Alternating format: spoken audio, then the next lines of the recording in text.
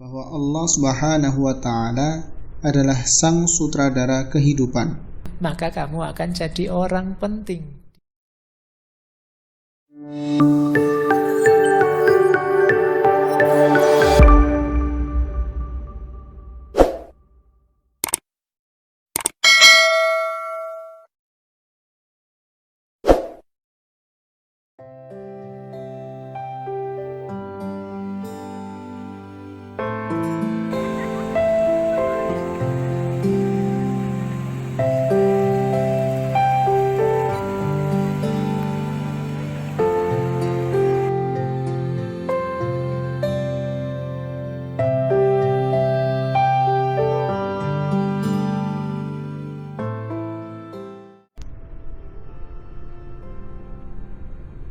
Assalamualaikum warahmatullahi wabarakatuh. Waalaikumsalam warahmatullahi wabarakatuh. Sebelumnya, saya ucapkan terima kasih atas kesempatan yang telah diberikan. Izin bertanya Dr. Faiz, saya Zara dari Kebumen.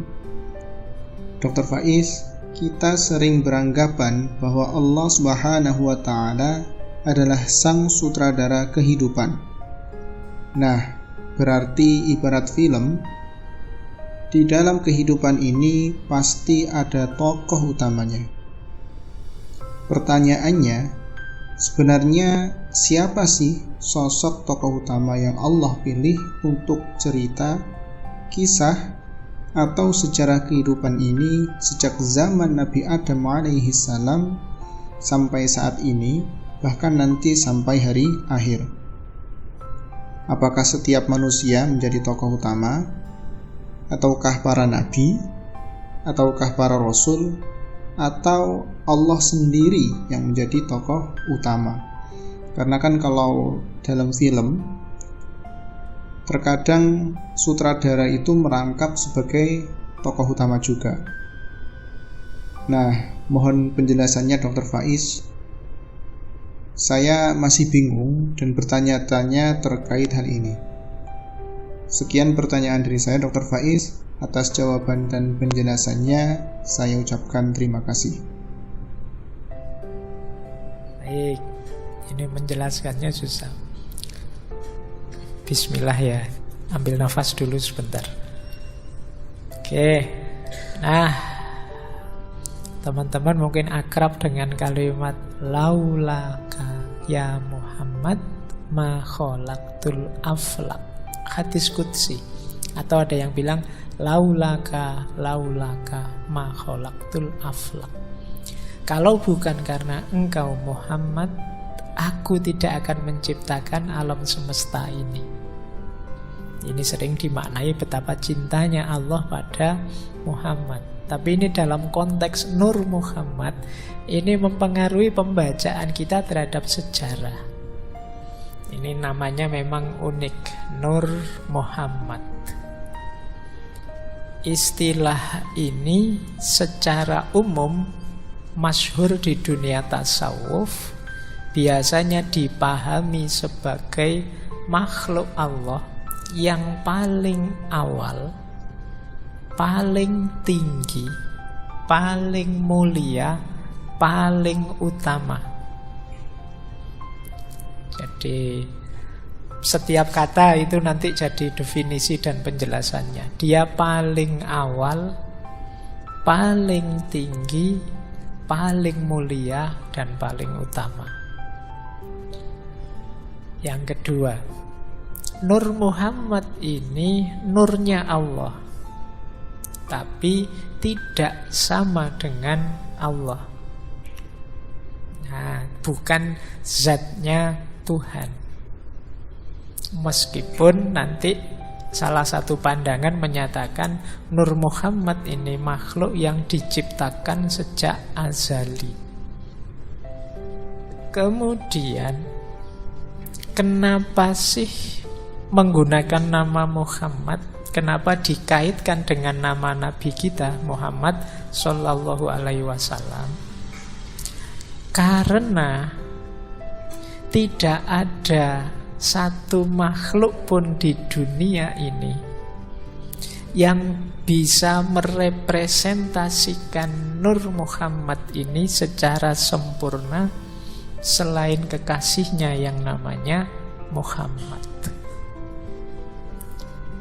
Jadi dia ini makhluk pertama yang nanti jadi awal ciptaan yang lain. Karena dia yang pertama, yang paling dekat dengan Allah, tentu saja dia paling mulia. Nah, yang bisa menerjemahkan nur ini secara purna paripurna itu ya Nabi Muhammad. Bahkan ada nanti pandangan bahwa ya memang nur ini pengejawahan tahannya ya nanti dalam Nabi Muhammad. Jadi meskipun dia sudah diciptakan paling awal, tapi nanti manifestasinya terakhir di Nabi terakhir dan paling utuh, paling sempurna, Nabi Muhammad Sallallahu Alaihi Wasallam. Nah, nanti nama lainnya banyak. Kalau ini bisa teman-teman baca di Futuhatnya Ibnu Arabi. Ada kolam a'la, ada akal awal, ada amrullah, ada ar-ruh, ada al-malak, ada ar-ruh al-ilahi, ada ruh al-qudus, ada hak al-makhluk bih, ada yang ini mungkin teman-teman pernah dengar, Syajaratul Baidha.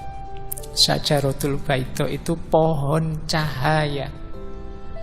Kenapa pakai istilah pohon cahaya? Karena Nur Muhammad ini seperti satu pohon yang darinya keluar banyak ranting dedaunan, yang itu analogi atau isyarat dari semua makhluk yang lain nanti keluarnya melalui Nur Muhammad ini. Nah, makanya dia disebut istilah Syajaratul Baidha, pohon cahaya. Jadi dia ciptaan Allah yang paling awal, dia paling utama, paling mulia, dan yang mampu memanifestasikannya secara sempurna utuh itu Nabi Muhammad.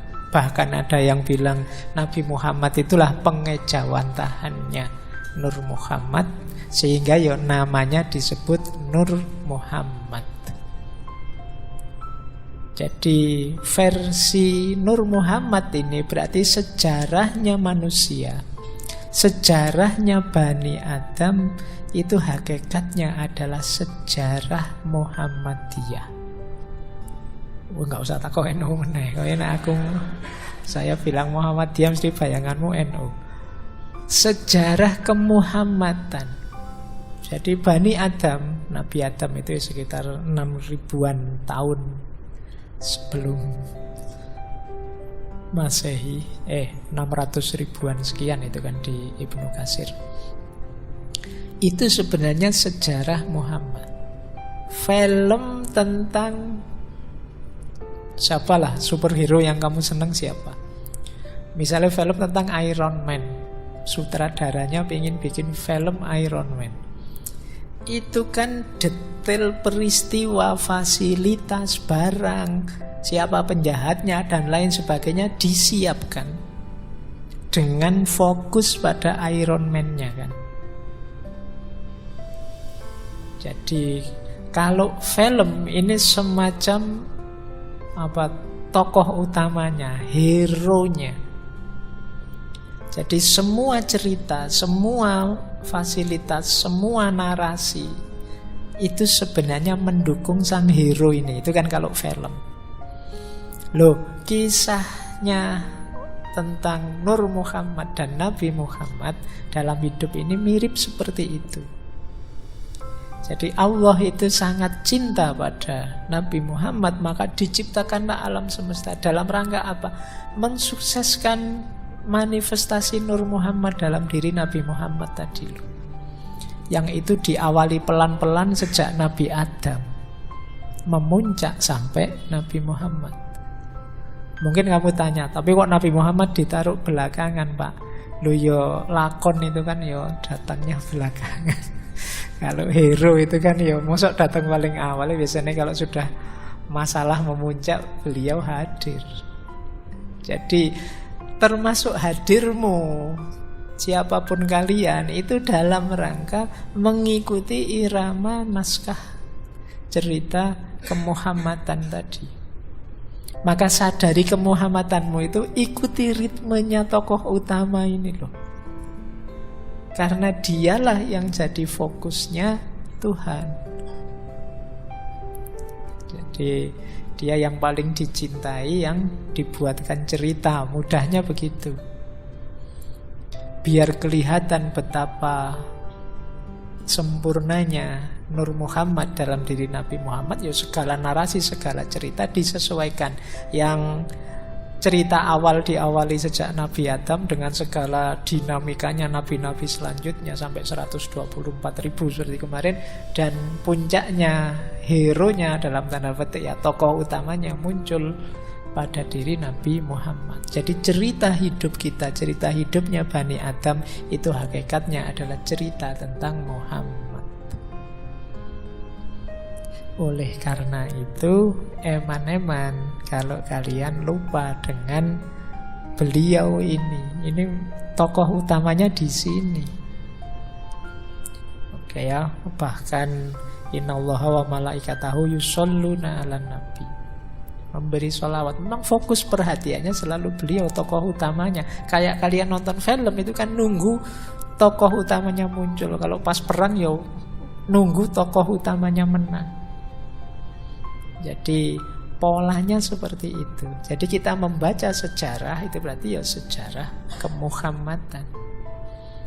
Karena laulaka ya Muhammad ma khalaqtul aflak.